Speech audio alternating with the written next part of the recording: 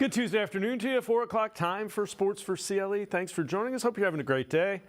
Browns with the Players' Day off out in Berea, getting ready for Sunday.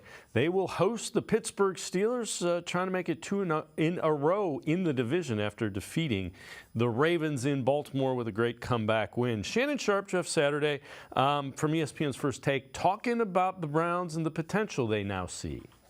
I'm going to tell you a team you need to be on the lookout for, and that's because of their defense and Myles Garrett, and that's the Cleveland Browns. He ain't kidding. If Deshaun can, I don't need him to be all the way back like he was his last year before he had to sit out that year.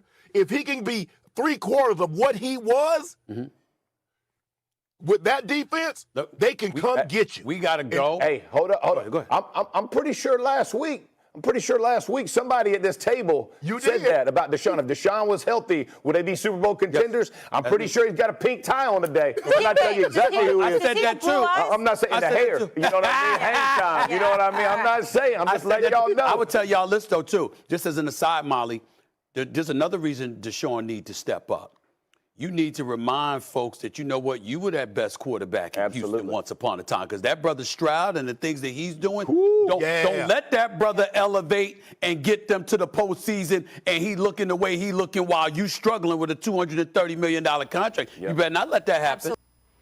With that, let's welcome in Mary Kay Cabot, Browns beat reporter for Plain Dealer, cleveland.com. Mary Kay, that win against the Ravens has kind of opened up a lot of eyes nationally just to just how good this, and it was a team win. You had guys, your fourth and fifth tackles were starting. Guys kept going out. Mike Ford was playing a big role. It was a credit to the coaching and the roster, up and down. Yeah, it really was. It was a statement game for the Browns. Good for them that they were able to get that accomplished. It was one of the biggest wins that I can remember covering because there was so much at stake. I mean, this really means now that they have a chance to go out and win the AFC North. That's how big this was. And of course, when you look ahead to the Steelers game on Sunday, they actually might have a chance to move into first place in the AFC North with a victory over the Steelers. So it was huge. If they were talking about being 5-4, and the Steelers being ahead of them and the Ravens being ahead of them, it would be a whole different climate, whole different ball game. But everything that they want to accomplish is right in their grasp right now. Yeah, and the other thing that we saw without question, that second half is the reason they went out and got Deshaun Watson. Emmanuel Acho, former player, takes a look at some analysis of that game-winning drive and a couple of the plays that Deshaun Watson made during it. Deshaun Watson is back. These two plays, I would suggest no Cleveland Browns quarterback in the last 20 years would make the two plays I'm about to show you. You got to have it. Right now it's 2nd and 19. They're down by 1. You got to have it. Amari Cooper, he's going to be doubled. Right? You got outside leverage right there, and then the safety's reading inside. Look at Deshaun Watson. He is throwing this ball right now before Amari Cooper is out of his break. Remember, he's double teamed. You got a guy outside and low. You got a safety over the top and inside. But Deshaun Watson puts this ball where only his receiver can catch it and the only place it can be thrown. That's low and inside. 2nd and 19. Deshaun Watson, a perfect, absolutely perfect ball. But that's not it, y'all. That's not enough. Because it was really this play, for my money, that was the difference in the game. Now, Kyle Hamilton, first-round pick, a really good nickelback, also can play safety. He's going to come in scotch-free. He's going to come in completely untouched. But Deshaun Watson, he won't even look at him. He's just going to feel his presence, step up, avoid Kyle Hamilton. But here's a problem. Now you're going to run into former second-round pick Kyle Van Noy, who just had 2 sacks 2 games ago. You're going to, dodge him. Now you're going to pick up 16 yards on this scramble. I would suggest that no Browns quarterback in the last 20 years could have made both of those plays. The Cleveland Browns go on to win this game. They just call run plays to ice it out. Those who tried to say, the Deshaun Watson trade is the worst in the history of football, they were wrong, and they're awfully quiet right now. Deshaun Watson back full force. And Mary Kay, again, it's not fantasy football. He doesn't have to throw for the most yards and most he has to make those kind of plays late in games like he did. Well, those are the reasons why they went out and they acquired Deshaun Watson in the first place.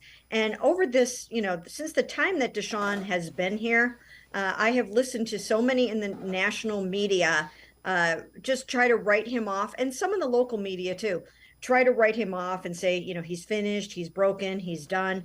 And I think a lot of that is because of his off the field issues. People don't want him to succeed. They don't want to see that he still is a good quarterback. But I never thought that Deshaun Watson lost it in the first place. I never thought he stopped being a good quarterback. He's undergone a lot of extenuating circumstances since he's been here. Last year, whatever went on last year can be attributed to his off the field issues, his suspension, and then coming back and trying to play some football in the midst of all that. He did not handle that all very well. And then when you fast forward to this year, it was still a work in progress in the beginning of the season. They were trying to figure out, what are we doing with Elijah Moore? What are we doing now that Nick Chubb is out? What are we doing with Jerome Ford as our lead back? How are we handling Jack Conklin being out for the season? So the beginning of the season was, just a lot of that. And then you move into the strained rotator cuff, and that cost him 4 games. So, again, this is still a work in progress. But for people to have thought that somehow Deshaun Watson forgot how to play football, I just thought that was silly to begin with. Now, the other thing is he did, he was 14-14, had a great second half. That was on a banged-up ankle, if you will. Have you heard any more news about the MRI that he had and his availability for the Steelers? No, I mean, once again, he did tell me after the game. I asked him in the press conference, are you going to be okay with that ankle for the Steelers game? And he said, I'll be fine. He was wearing that boot as he walked out. But he said he'll be fine. But I must remind you, that's not the first time that he's told me this season that he was going to be fine. He said that before the Ravens game on October 1st. And then, of course, he wasn't able to go in that game. But he thinks he should be able to go. And so I'm going to take him at his word for that for now. He'll probably be limited in practice when we get out there tomorrow, I'm guessing. But I would expect that he will do everything he possibly can to get out there on Sunday. Well, we mentioned third and fourth tackles start, and one of the guys the Browns signed, Jaron Christian, they signed a couple weeks ago to the practice squad and then elevated him. But a constant has been Wyatt Teller. Brian Baldinger, former offensive lineman, breaking down Wyatt Teller, and it's a lot of fun to listen to talk about an offensive lineman. Men of this offensive line to the Cleveland Browns go to work. Wyatt Teller was awesome in his game. Wyatt Teller decided that he's just going to do his part. He's just going to knock Ravens down. All day long, he knocked Ravens down. You watch him right here. This is the longest run by a Cleveland Brown all day. Watch the finish right here by Wyatt Teller. He's not happy until Ravens were on their back. Jerome Ford goes for 28.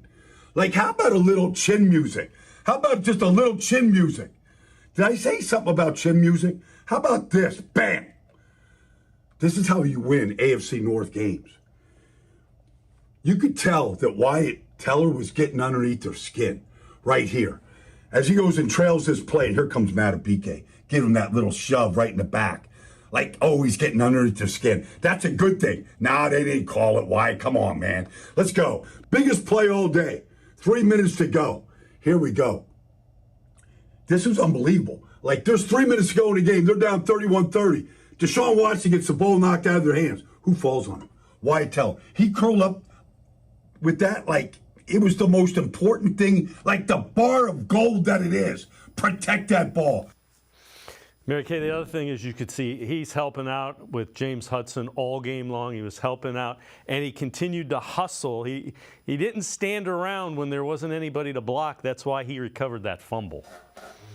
Oh, yeah, that was such a heads-up play. They don't win the game, obviously, unless he recovers that fumble. Wyatt was on fire in that game, and he was still on fire in the locker room after the game. I just remember other people were interviewing him. I wasn't interviewing him, but he was just, so animated, so loud after the game. He was fired up. This was the kind of AFC North game these guys love to play. They went out, they took it to the Ravens, and now, of course, they have to do the same thing against the Steelers. All right, I know you've answered this in one of your Hey Mary Kays. What do you think makes this team so resilient? They fell behind 14 points, 4 different occasions. First team to come back and win doing that. You know what? I think it's a lot of things on this football team. I think it starts with the camaraderie that was developed in the offseason just by the players themselves. I think it was the players that Andrew Berry brought into this football team, the guys with heart and soul that you're seeing play out there, like Obo Okoronkwo and Juan Thornhill and Zadarius Smith and Rodney McLeod. I think, these are the kinds of players that you want on your team. Players build culture. It's the kind of player that you bring into the fold that determines what kind of team you end up having. And so I think that has a lot to do with it. And then just as they went along, they went to the Greenbrier, they went to Philadelphia. They're getting ready to go out to Los Angeles for a whole entire week for more bonding and camaraderie before the Rams game and after the Broncos game. So they've done a lot of things to foster what you're seeing now. All right, before we go to break for the first time, let's head to the voicemail of Truth and Reason. Hi, Dave. Russ in Atlanta. Deshaun Watson has a signature win with the Cleveland Browns. Now, we know that this team is capable, when they are on, of beating anyone. How does Kevin Stefanski keep this team from getting ahead of themselves? Let's not have a drop-off. Go Browns. As always, appreciate all the voicemails. Again, that's a valid, I won't say concern. That's a challenge. That's Kevin Stefanski's job now. You're high, stay high. Well, I think they have a built-in reason to run right through the wall this week. And I just was writing about it before I came on here. And that's the fact that their fallen hero, Nick Chubb, who suffered that devastating knee injury in that first game on September 18th on national television in Pittsburgh, he just had his second surgery today. They've dedicated their season to Nick Chubb. And I think this is going to be a rallying cry for them. That, yes, we have dedicated our season to Nick Chubb, and we are going to go out there, and there's no way we're going to lose this game at home against the Pittsburgh Steelers with our fallen hero, Nick Chubb, counting on us to win this game. If I were the Pittsburgh Steelers, I would be very, very careful coming in here. Mary Kay Cabot, Browns beat reporter for Plain Dealer, cleveland.com, and I are going to step aside, take a quick time out. Other side of the break, we'll head back to the voicemail of Truth and Reason. And let's talk a little bit about the job Kevin Stefanski has done coaching this season. Sports4CLE, be right back. Stay with us. An Ohio lottery machine. The holiday scratch-offs are worth hundreds of millions of dollars. Non-winning tickets have a second chance. Is that Miriam Bright? The first ever $1 million holiday game! Hello?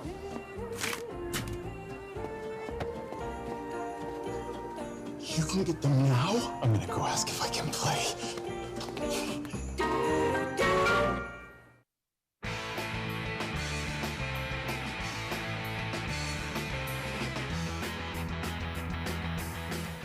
We continue talking Browns with Mary Kay Cabot, Browns beat reporter for Plain Dealer, cleveland.com. Let's head back to the voicemail of Truth and Reason. How you guys doing? It's your boy Cardiac Kid coming through. I just got two questions. One, barring an epic collapse, has Stefanski earned a contract extension? I think yes. I just want to hear y'all thoughts on that. And second of all, can the Browns win out? Do we expect them to win out? I took a look at the schedule. I think they should win out. I think the Browns finish this season 14-3 at this point. I understand, the game's not played on paper, but I'm actually expecting the Browns to win out. What you guys? Go Dogs. Pittsburgh, we waiting on you. As always, appreciate all the voicemails. Two things there. Winning out, I don't know about that. That's an awful tough ask.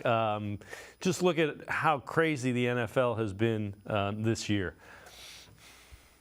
They have some tough games coming up. Not the least of which is happening Sunday at Cleveland Browns Stadium. I think they're going to win it. Like I just said, I think once they dedicate this game and this season to Nick Chubb, I just don't think there's any way that they're going to go out and beat the Ravens like that and then come home and lose to the Steelers at Cleveland Browns Stadium. I'm not feeling that at all. The energy in there is going to be electric. It's going to be dynamite. And anybody who gets a chance to go to the game, I think it's going to be a lot of fun for the fans on the lakefront on Sunday. But there are other tough games coming up. I mean, there are good teams, and we've seen what CJ Stroud is doing. When we first looked at that game, when the schedule came out, I don't think anybody thought that Christmas Eve was going to be like a really difficult out, but now it is. And, the Jaguars game is going to be tough. They have to go on the road and beat the Broncos. And so these games are not going to be easy the rest of the way. But the Browns are starting to play their best football, and I think that Deshaun Watson is going to get better and better as the season goes along. So they have a lot to look forward to. So the other question that the caller had asked about is a contract extension for Kevin Stefanski. And I know you've also answered this. Do you think it's his best coaching job with the Browns, given everything that he's gone through? Yeah, I mean, I think so. Barring some kind of unforeseen collapse in the second half of the season, it looks to me like they're headed towards a really nice playoff run. That's what it seems like. And this is the best roster that he's had. This is the best quarterback that he's had to work with here. And so, yeah, I think it's going to be his best coaching job. It's been challenging. They lost Nick Chubb. They lost Jack Conklin. They lost Deshaun Watson for all or most of 4 games. And, here they are with the chance for first place in the division in week 11, I guess it'll be. So, it's pretty cool for Browns fans. And I think the next 2 months are going to be very exciting. Relative to an extension, do you think that happened? Do they just wait till the end of the year? I don't think it doesn't make sense to do it when you're in the middle of a playoff run, to me. Maybe they will do it. Maybe if everybody's, feeling good about everything and riding high, maybe they will go ahead and do that. It certainly can't hurt, but, I don't know if that's their priority right now. I know they're very, very focused on just getting, to the playoffs and to the Super Bowl. But, maybe that would be another source of motivation for them. All right. We've talked a lot about David Njoku. Take a look at this. Among NFL tight ends through week 10, first in yards after catch, first in average yards after catch per reception, first in missed tackles forced, and 9th in targets. Also doesn't show what a job he's doing blocking in the run game. He's playing pretty well, and I'd like to see him get him even more involved in the passing game. And he will. See, this is the thing that, that I do think that people are forgetting a little bit, is the fact that, again, Deshaun Watson missed most or all of 4 games. And that just, it didn't lend itself to an explosive passing game. But Deshaun is back. And I think that you're going to see guys like David Njoku and Elijah Moore get more involved now in the passing game. And you're going to see more explosive plays out of those guys. So, it just wasn't going to happen when they didn't have him out there, and they were off to a little bit of a slower start. They had to regroup a little bit, and they did that. They figured out how to get the running game accomplished, and they adjusted and pivoted. And then lo and behold, Deshaun suffers the rotator cuff injury. So he's on the mend. He's on his way back. Hopefully for the Browns and hopefully for Deshaun, the ankle is okay, because, he does use those legs a lot. I mean, that 16-yard run, and we saw it earlier on this show, was phenomenal. And, they need those legs as well as his arm going forward. So take a look at this. This coming from Dan Murphy, Browns PR. Fewest first downs allowed through 10 weeks since 1992. Browns have allowed the fewest. The 93 Steelers had 117, 97 Vikings, and the 97 49ers, 93 Vikings trailing the Browns. Again, first downs allowed, that means you're getting, if you don't allow first downs, you're getting the ball back. Yeah, that's for sure. And, when I look at this defense, the best one I believe that I've covered since I've been covering the Browns, that just leads me to believe that this team has what it takes to go the distance this year. This defense is as advertised, and Jim Schwartz has them playing so incredibly well. And I think even the best is yet to come, because now really you are starting to see those takeaways. We all knew it was just a matter of time. There's too much talent on this team. They practice it too much. And now they're really forcing these quarterbacks into mistakes, and they're capitalizing on them and getting that ball out of there and getting those interceptions and getting those takeaways. So that turnover differential is going to start to turn around. They're going to climb up the ranks there. And, I just think that the future looks really bright over the rest of the season. All right, same type of deal. First 10 weeks of the season benchmark. Browns allowing 242.7 net yards, fewest allowed by a team. First 10 weeks of the season since the 2008 Steelers. And that back in the era where that Steelers defense was really, really dominant. This is a dominant Browns defense. It's the kind of defense that the Browns have been going against in the AFC North all of these years. This is a Steelers kind of defense. This is a Ravens kind of defense. It's a rust belt, tough as nails, gritty, just unbelievable defense that Browns fans are going to, they're already in love with this defense, but they're going to be more and more excited and in love with this defense and the personalities on it and the players in it. And it just seems to me like Myles Garrett really is on a collision course with that first NFL Defensive Player of the Year honor. And I think that will sort of be in the news or the spotlight this week because he's going to be going up against TJ Watt, the 2021 NFL Defensive Player of the Year, or the 22, I can't remember. Yeah, 2021. And it was one of the recent ones. But, so those two guys are going to be out there together, two of the best in the NFL. I think it's going to be a statement game for Myles. I think Kenny Pickett better bring his A game. It's going to be a long afternoon, I think, for him. They're going to make sure of that. And, there's just so much to, so many storylines and so much to look forward to for Browns fans and the Browns. All right, one more thing about this defense. This one's graphic, and it's very interesting. So this is how often NFL defenses force third and longs at 7+ yards on a new series of downs and first down rate allowed in those situations. So x-axis, third and long, forced rate, y-axis, third and long conversion rate. And the Browns are literally in a league of their own when it comes to third and long and getting off the field. That's where you want to be. If you want to nitpick, if you were a little higher up and that far out, it would be perfect. But that is how good this defense has been. And, Jim Schwartz has said it. You get third and long because you're doing your job on first and second down. Yeah, and you know what? Hey, that's why these guys are carrying a big boombox around. That's why they're wearing a big old chain around their neck. That's why they're not afraid to call themselves the best defense in the NFL, because that's what they believe in themselves. That's what they're doing. And they especially do it at home. Now, of course, they just did it in Baltimore, which was incredible for everyone to witness. But at home, they are almost unstoppable at times and scary good. And it's just going to be between what they just did to the Ravens and between what's on the line and the whole Nick Chubb storyline. I think the defense is going to come out with a whole lot to prove on Sunday. Mary Kay Cabot, Browns beat reporter for Plain Dealer, cleveland.com, and I are going to step aside, take one more time out. We'll head back to the voicemail of Truth and Reason, look a little bit more specifically at that Browns-Steelers matchup. Sports4CLE, be right back. Stay with us. Come back to go forward. Back to learning new things. Back to pursuing your dreams. Tri-C has flexible learning options to fit your life. And every year, more than 1,000 local companies provide Tri-C students with real-world learning. The right education can boost your lifetime earning power by hundreds of thousands of dollars. Start now with a college education you can afford. Tri-C, where futures begin.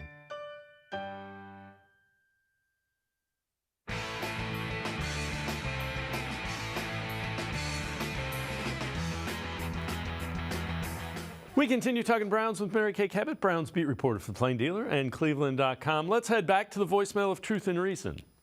Hi, this is Ken from West Yaga High School in Snellville, Georgia. What is it with the offensive line?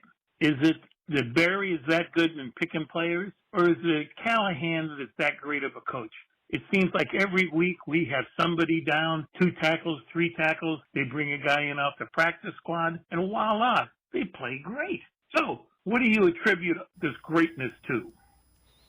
As always, appreciate all the voicemails. Mary Kay, it's both Andrew Berry and it's Bill Callahan. It's also the play calling and the offense that Kevin Stefanski, there are certain plays that you can't run with guys, and he's done a really good job of adjusting. Yeah, I think it's a combination of all of the above. I think it's, they have built tough through the lines, this team has. They have built a really strong offensive line and a strong defensive line, and they are enjoying the fruits of that labor right now. But on the offensive side of the ball, when you couple that with Bill Callahan, one of the absolute best in the business, and then you've got some really, really good running backs back there, trying to make up for the loss of Nick Chubb. That running back by committee, they're doing a really nice job. And then you saw those plays by Wyatt, but it's not just him. It's, the other interior guys are so good as well that when you have a little bit of upheaval on the outside, you can absorb it and withstand it. Again, they're going to have a huge test this weekend, especially if Dawg can't play. They really need Dawg to get out there against TJ Watt. But the interior of the line is so strong that they're able to overcome some of this. Well, along those lines, take a look at this. Pass blocking grades from PFF. And again, I know PFF isn't the Bible. It does give you an idea. Wyatt Teller, 82.3. Jaron Christian, the guy that was playing left tackle, you didn't hear his name. That's because he was doing pretty well. Joel Bitonio, Ethan Posick, and James Hudson. Again, Christian and Hudson are at best your fourth and fifth tackles. So that's really impressive when you think of it in those terms. It really is. I mean, it really is. But you know what? That's the name of the game. You have to be deep in the NFL right now if you want to get to where you're going, because the attrition is so great. I mean, look at all of the injuries across the NFL. You have to be strong. You have to have guys that can step up into those spots and play really, really well. And, and they're doing that. And you don't have a choice to have bad guys on your second team, because it's not going to fly. We're going to see this weekend, how are the Steelers going to fare without a couple of their inside linebackers, Quan Alexander, out for the season with the ruptured Achilles. They're going to have somebody step up in there and play lights out to be able to replace that. And the Browns have had some guys do that this season, including DeJuan Jones stepping in for All-Pro Jack Conklin at right tackle. All right. This is from the Bleach Report. Free agents every team should add. For the Browns, they go with wide receiver Sammy Watkins. Mari Cooper, Elijah Moore are the only receivers with more than 100 yards this season. There are young options, but the Browns can't seem to get them involved in the game. Sammy Watkins always comes with injury risk, but he averaged 12 yards per target and stops the Packers and Ravens last season.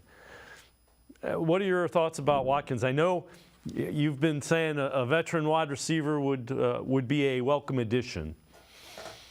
Yeah, I've been thinking that for a long, long time. You know that I thought they should have acquired DeAndre Hopkins. I still think that would have been a good idea for them. If you're trying to get to the Super Bowl, why not? I mean, if it doesn't work out, okay, that's fine. But you might just find the piece that puts you over the top.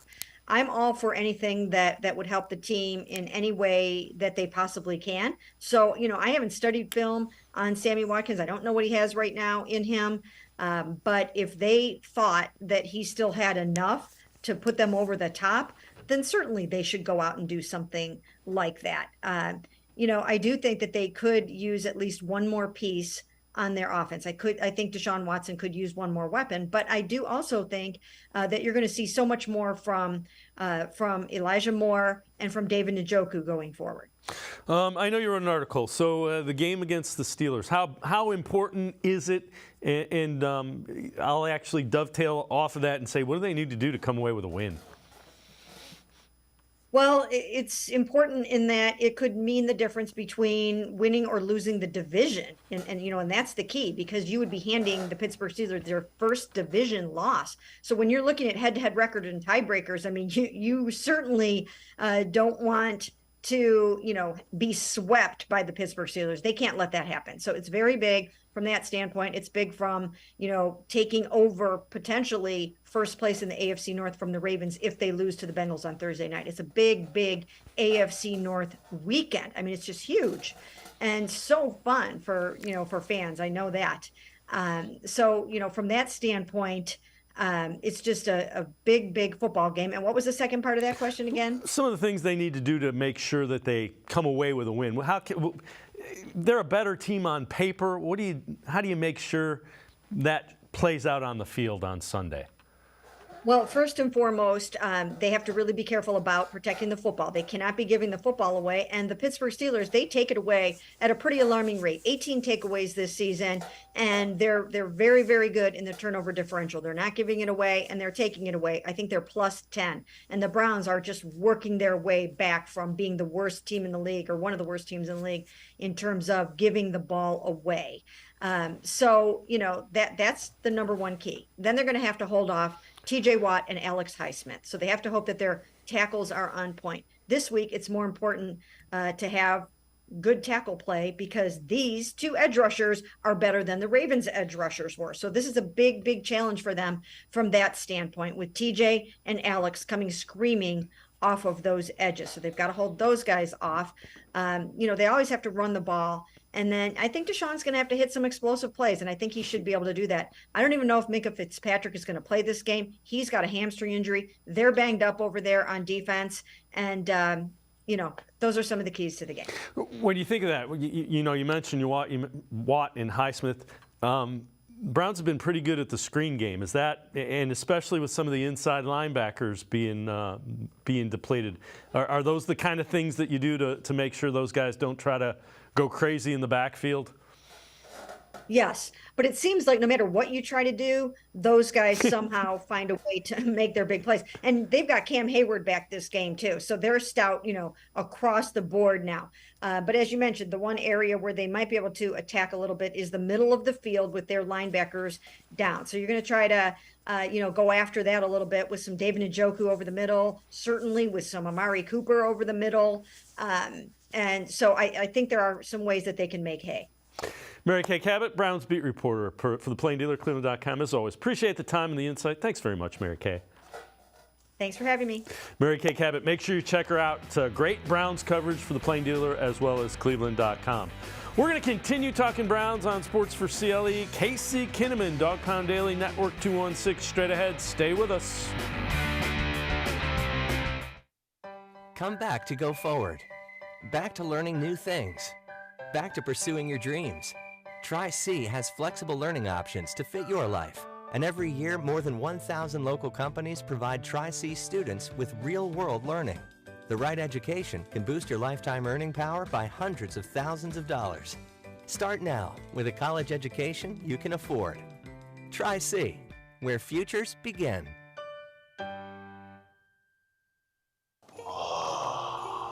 An Ohio lottery machine.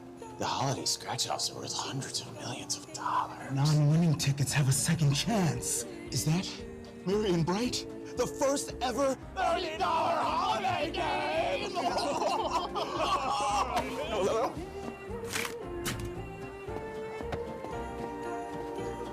You can get them now? I'm gonna go ask if I can play. I am powerful beyond my wildest imagination. I will define my future. I will keep challenging myself to improve. Because I am a future leader of this great nation. I will be responsible for raising a beautiful family. And educating not only my generation, but many more to come. I will make a difference in my community. And I will stand up for what I believe in. I will not settle for simply chasing my dreams. I will achieve them. Because I was given a chance. An opportunity. A home. At Family, Career, and Community Leaders of America. The ultimate leadership experience. FCCLA has been one of the greatest experiences of my life. It's made me who I am today. Join us. We'll build a new future together.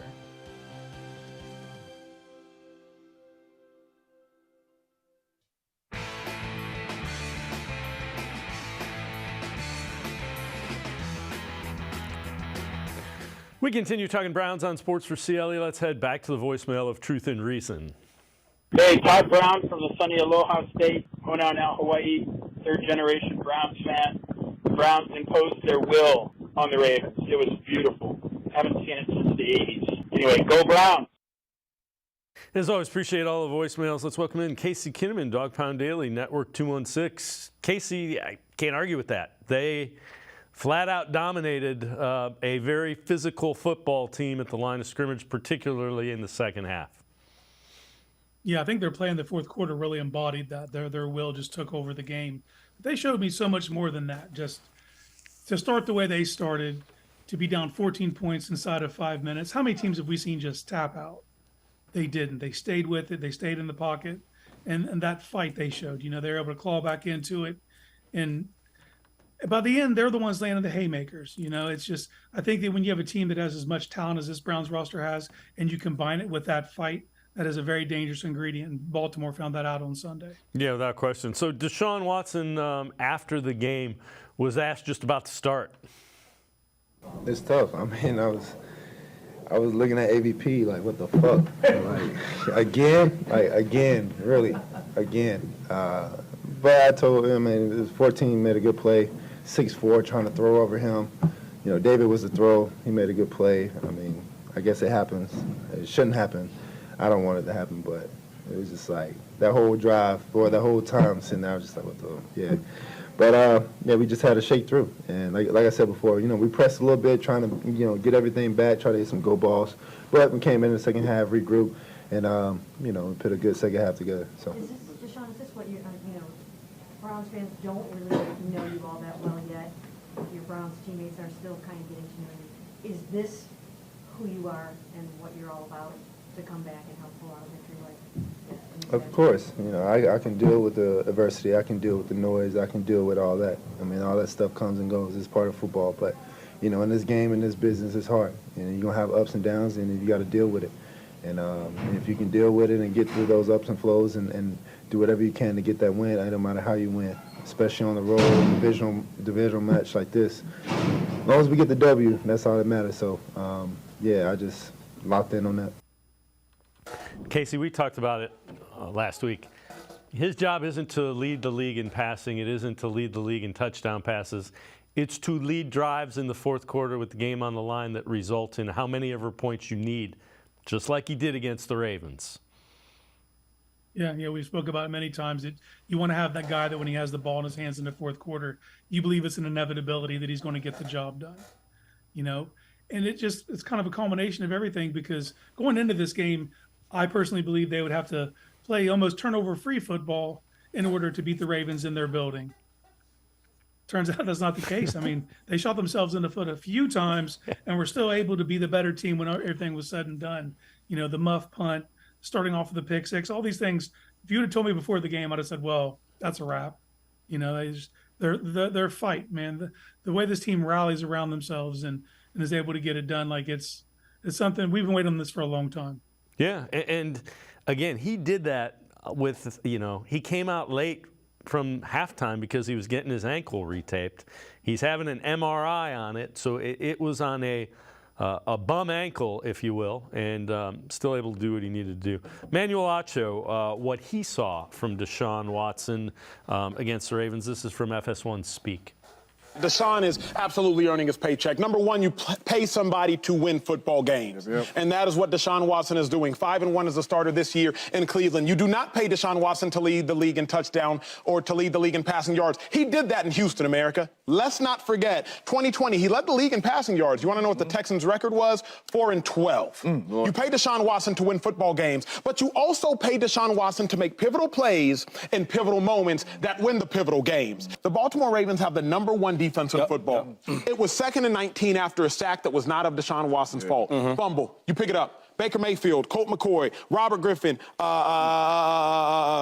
Jason Campbell, Johnny Manziel, Brady Quinn. They do not both make the 2nd and 19 throw and make the 1st and 10 scramble. You pay Deshaun Watson for that. He did that. It's also the reason you gave up 3 first-round picks, is because you need somebody like that to win games like that.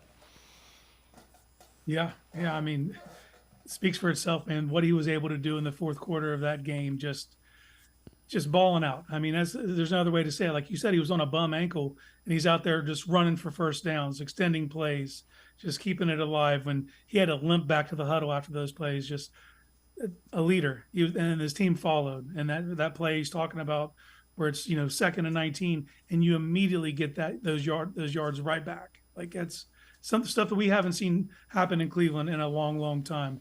And he deserves a lot of credit for what he was able to do in Sunday's game, especially in the second half.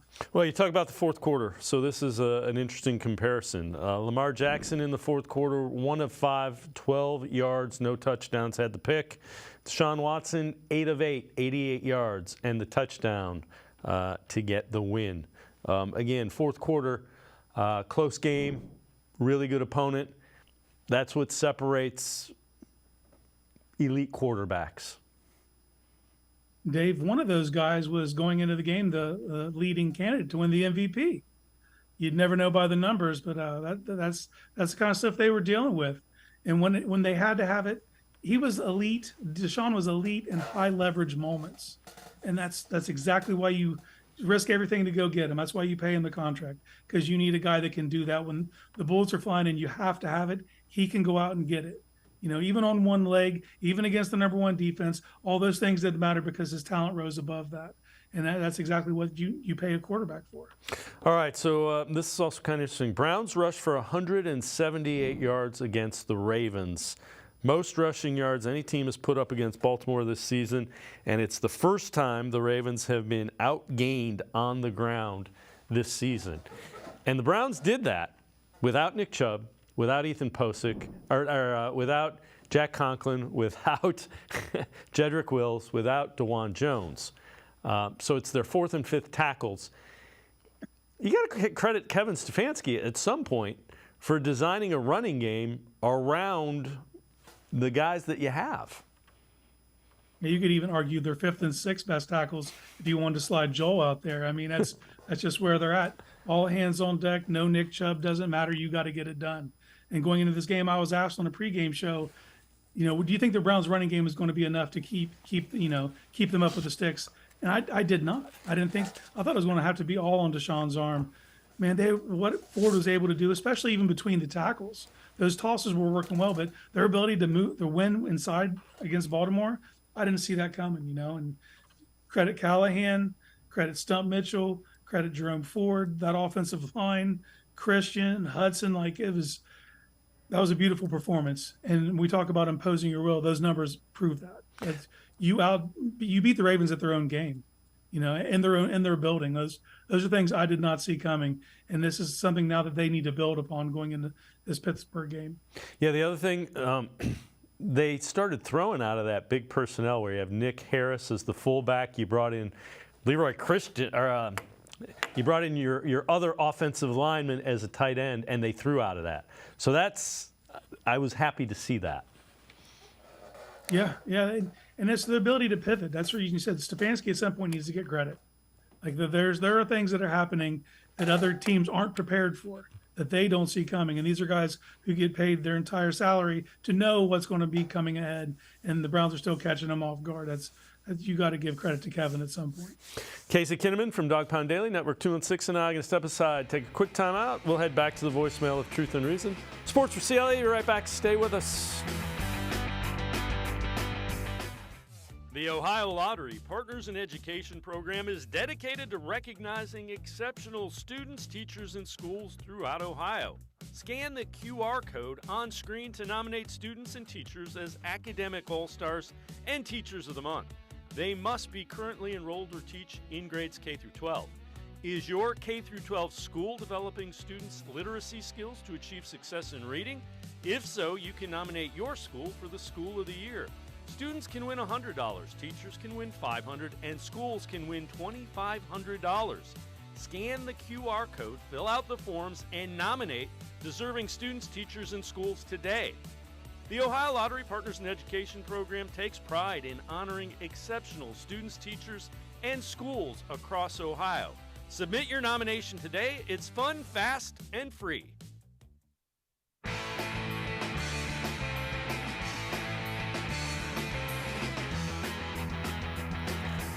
We continue talking Browns with Casey Kinnamon from Dog Pound Daily and Network 216. Let's head back to the voicemail of Truth and Reason. Hi, Dave. Hi, guys. I love your show. This is Danielle. Hey, great win for the guys. Hopefully, we can beat the Steelers here next Sunday. Hopefully, Deshaun Watson keeps playing well. I think he should. Stefanski's coaching really good, too, I think, as well. And I think Newsome and Tillman and Hunt and Njoku, all these guys are really pulling together. It's good to see. So we just got to make a good push, beat the Steelers, and win the division and go to the Super Bowl. Woof, woof, go Brownies. As always, appreciate all the voicemails. Casey, Tillman's a guy, couple of blocks that he, on linebackers. Yeah, he clocked Kyle Van Noy.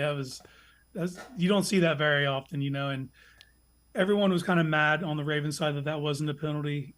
He never left the line of scrimmage, and it was where the ball was. That's a legal block, and it was clean, and it was beautiful. I wouldn't make a habit of doing it because the league will start looking out for you. But that's something he had to do coming in after, taking over for DPJ. DPJ was an outstanding blocker. Well, you see that the physicality that Tillman has, it's pretty impressive.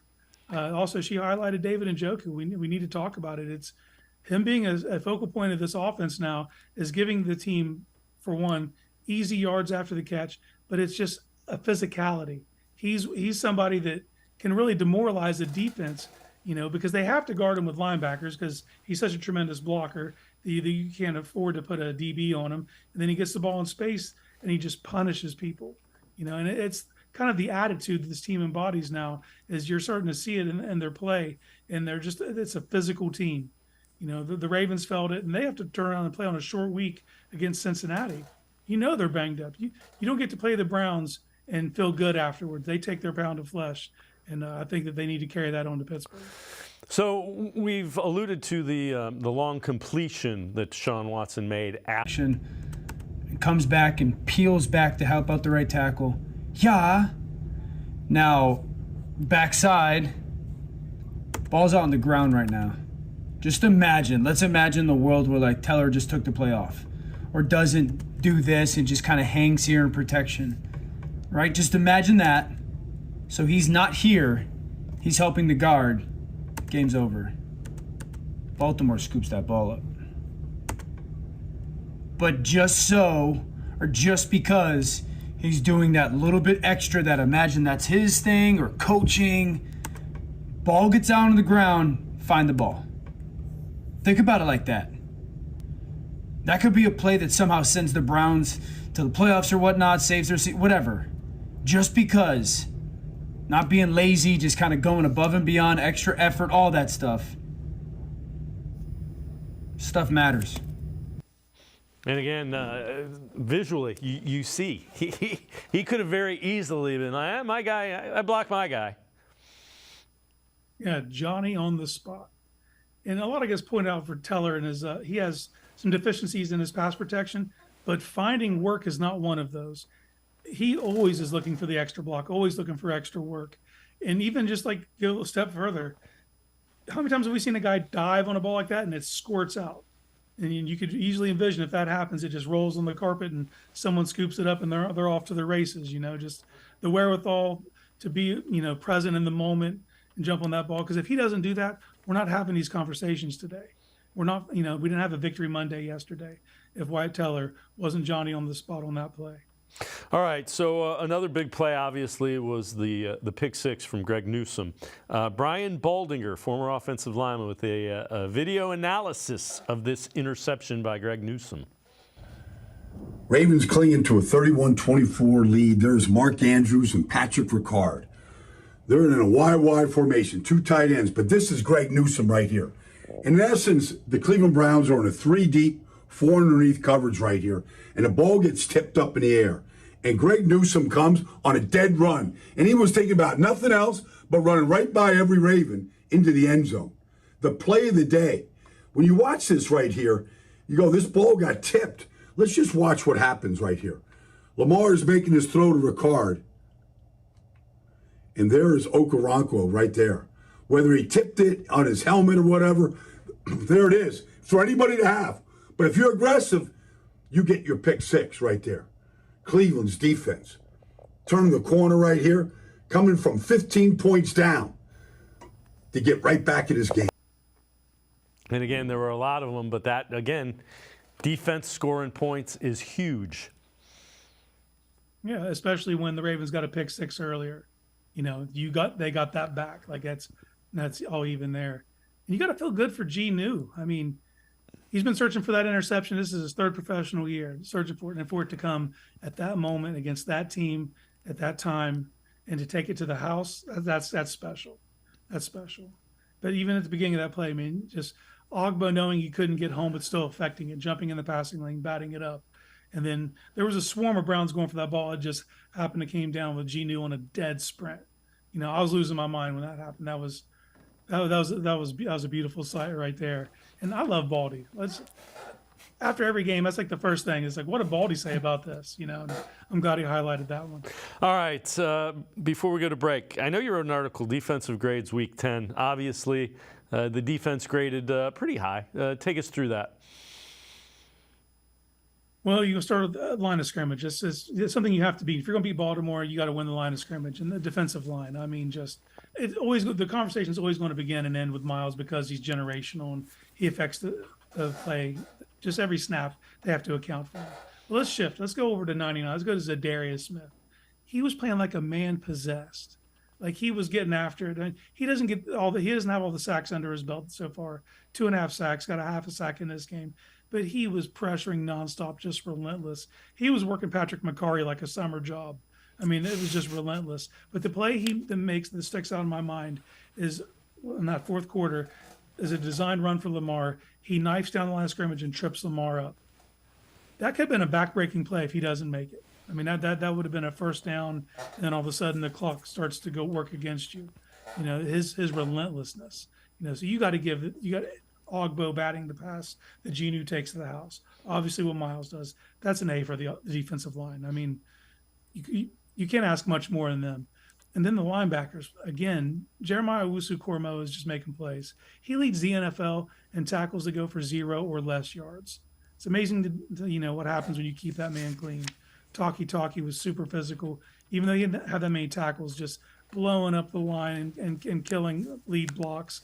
Like he's perfect for his role. But then he goes to the back end.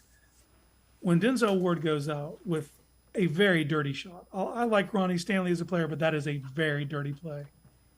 What they had to do to shuffle their line and bring Mike Ford out, Mike Ford makes a play, but then he starts kind of getting worked by Odell. So then you move him inside and move Greg Newsome outside.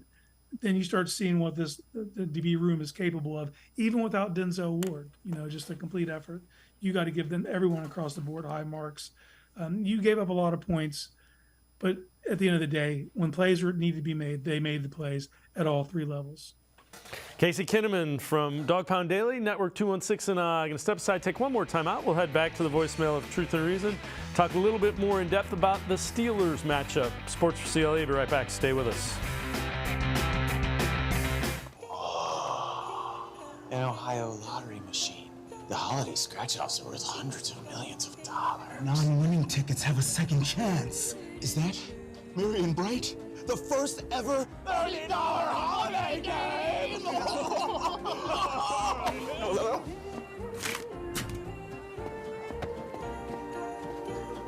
You can get them now? I'm gonna go ask if I can play.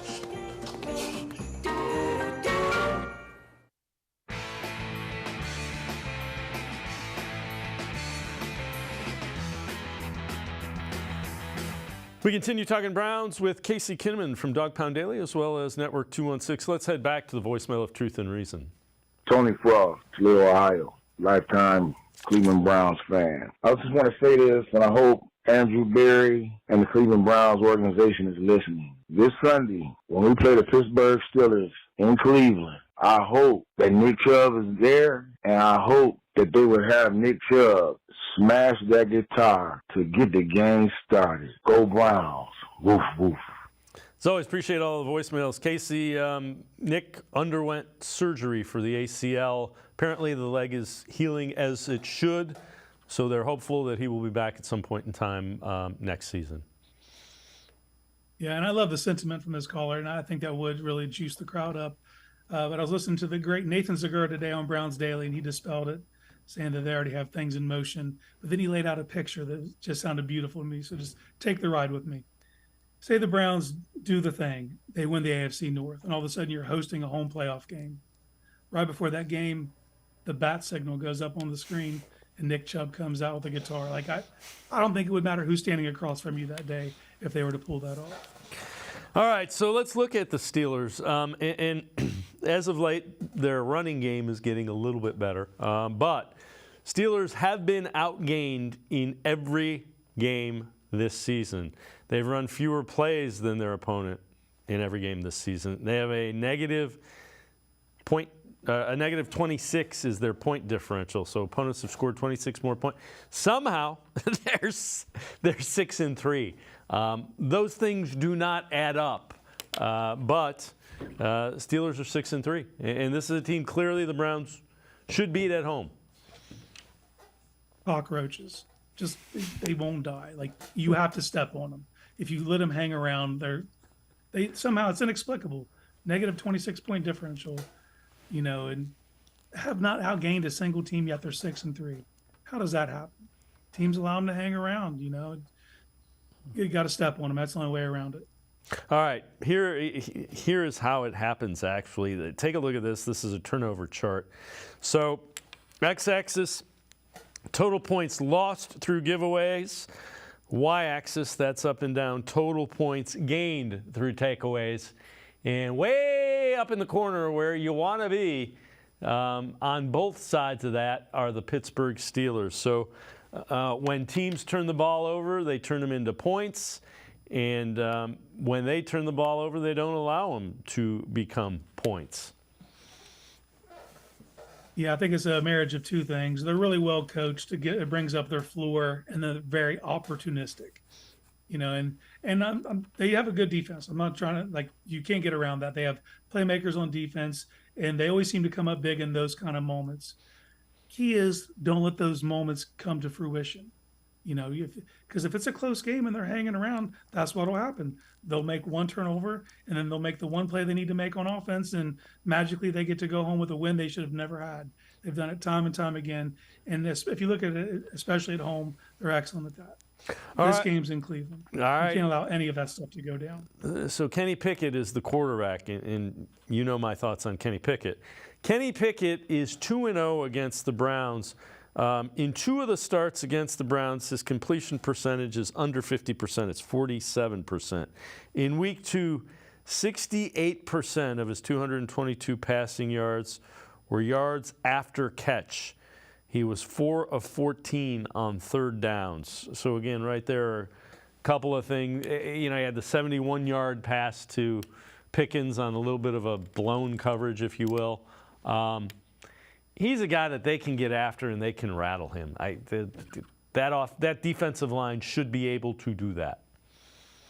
Oh, absolutely. That's the assignment. You got a guy back there that is mid at best. Now, I hope there's no Steelers fans listening to this because I want them to believe in him.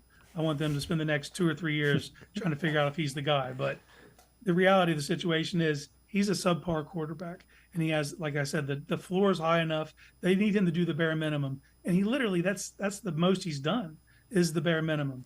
And usually the first 3 quarters are terrible, and he makes a play or two in the fourth quarter. And that's what they're hanging their hat on. It's miraculous because he's mid-level at best.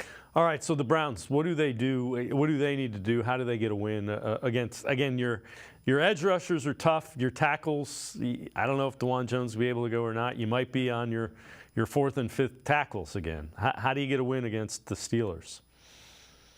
Set a tone. You set a tone just right from the beginning of the game that you let them know they're not in your league. This is a game where it's incumbent upon the Browns to enforce their will from the jump. You don't get off to a slow start because, as we've established, if you let the Steelers hang around, they'll win the game. You just can't let that happen. And you got to hope DeJuan Jones can go. I'll say that. But I would be okay even if DeJuan can go. I would be okay with Christian starting at left tackle. I loved what I saw of that young man.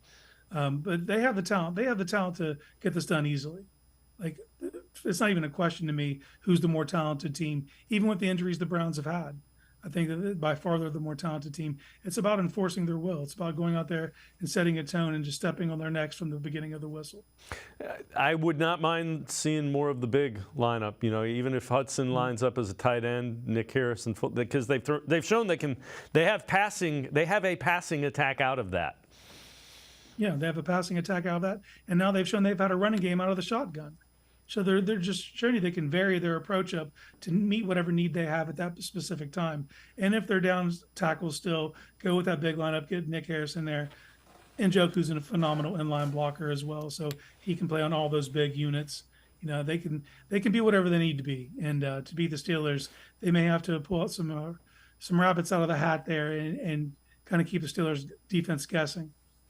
Casey Kinnamon, Dog Pound Daily, Network 216 as always. Appreciate the time and the insight. Thanks very much, Casey. Hey, anytime, Dave. Thanks for having me. Casey Kinnamon, make sure you check him out. Really good Browns coverage. Dog Pound Daily as well as Network 216. It's going to do it for this edition of Sports for CLE. We'll see you back here tomorrow at 4 o'clock. Have a great night, everybody. See you tomorrow at 4 on Sports for CLE.